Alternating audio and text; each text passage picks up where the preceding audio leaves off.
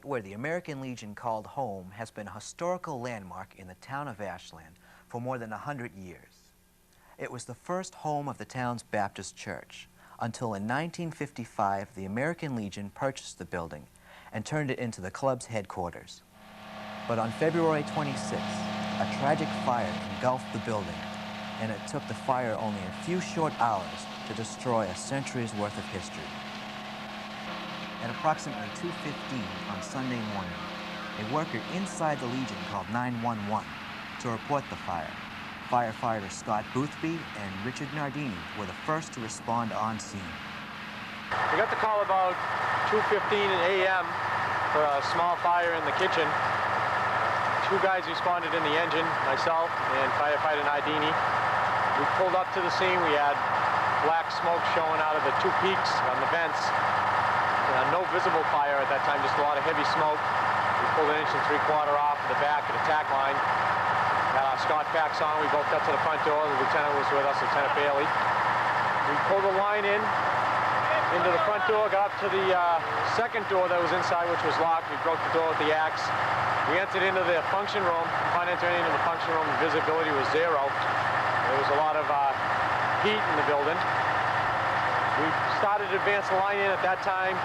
We encouraged a lot of heat. At that time, we were ordered out of the building because of the extent of heat in the building. We came out of the building and went to an exterior attack. The hard thing we had at first was the manpower was real low at the scene. We only responded with the 2 guys and the officer. And that was the real difficult part, was the manpower of helping advance the line in to the men that were inside the building. As other fire crews arrived, bright orange flames could be seen leaping from all sides of the building. The blaze lit up the cold night sky and could be seen for miles away. Chief Michael Brogan of the Ashland Fire Department arrived shortly after the first engine. After assessing the situation, area towns were called in to assist with the fire.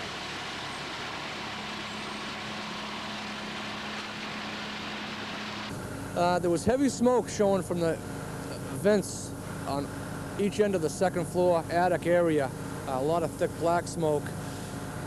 The first engine company came in, they took a hand line, went in the front door to the first floor. It's kind of up half a stairway, brought the hand line across the dance hall, encountered heavy smoke and a lot of heat, but the fire was up above them.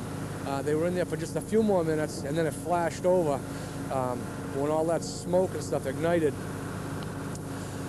When I got here, about a minute after the engine company, from the rear there was heavy fire showing from the opposite corner where the entrance was, from the outside of the building.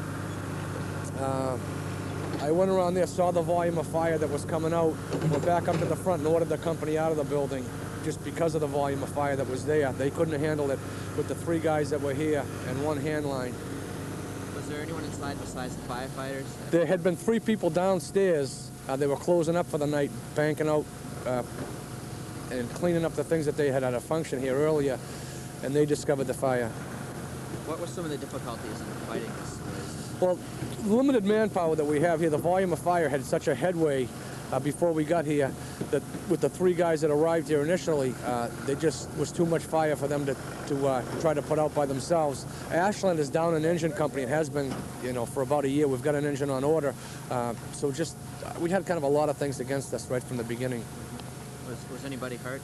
1 firefighter received burns to the face and neck area. Do you have any idea what the cause? No, it's undetermined at this time. We're investigating right now. That's what the tractor's doing here now. Okay. I saw them taking the stove away. Why were they? Well, we have to check different appliances, different things down at this end of the building, why a fire would have started, if something was defective or something was left on accidentally. Now, will that be sent somewhere or something? No, we can make the analysis here, and then the trooper from the State Fire Marshal's office will make that determination. How much do you estimate the damage? About $500,000. Hi, we're standing here in front of one of Ashland's historical landmarks, the American Legion, James O'Carey Post 77, which was tragically lost in a fire early Sunday morning. We're here with one of the firefighters, David Irucci, who was one of the firefighters that responded to the first call that came in. How you doing, David? Good. Can you tell us a little bit what you saw when you first arrived here? Sure. I arrived on the second piece of apparatus in, the Group 2, which was Lieutenant Bailey, Scott Boothby, Richard Nardini, were already in the building with a hose line attacking the fire. The piece of apparatus they were on was engine 2, which has 750 gallons of water. And they were trying to attack the kitchen area, trying to catch it quick.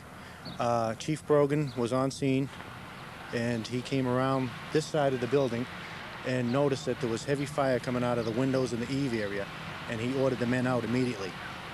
At the same time, I was tying in the hydrant because on the way to the scene, I heard firefighter Boothby say, "We're going to need the hydrant tied in." So myself and call firefighter Greg Fox tied in the hydrant, and at that time I looked up and noticed heavy fire coming out of the roof. The men had come out of the building, and Chief Brogan said, "Start an exterior attack." David set up the deck gun, and I proceeded to set up the first deck gun.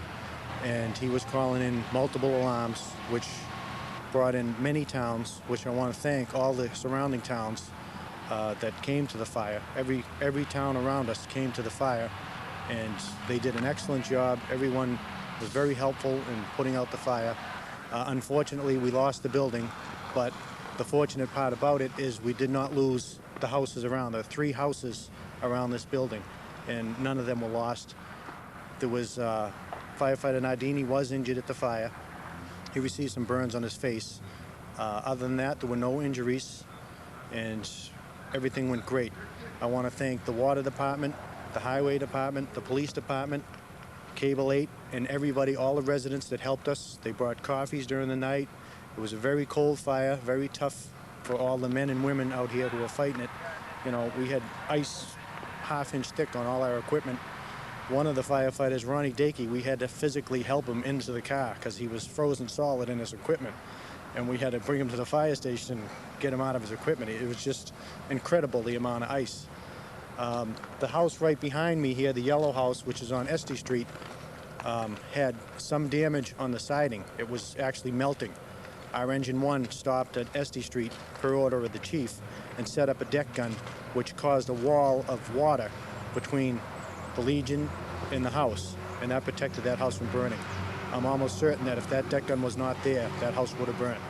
The wind was flowing in that direction towards the St. Cecilia's Rectory, and the town of Framingham covered that. Many hot embers were falling in that area, and they protected those buildings down there, while all the other surrounding towns were at this scene with ladder pipes and many deck guns, and we just surround and drown. That's what we do. Surround the fire and drown the fire until it was out.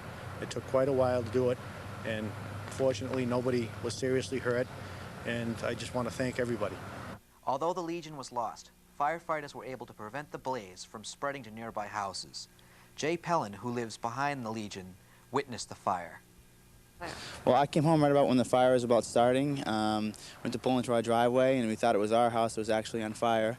And when we pulled in, the police wouldn't let us go down the road. It was blocked off, and we parked our car into the market over there, and we weren't allowed to go into our house, with the exception we had a dog in the house, and one of the officers let me come in, and then I had to leave the house immediately.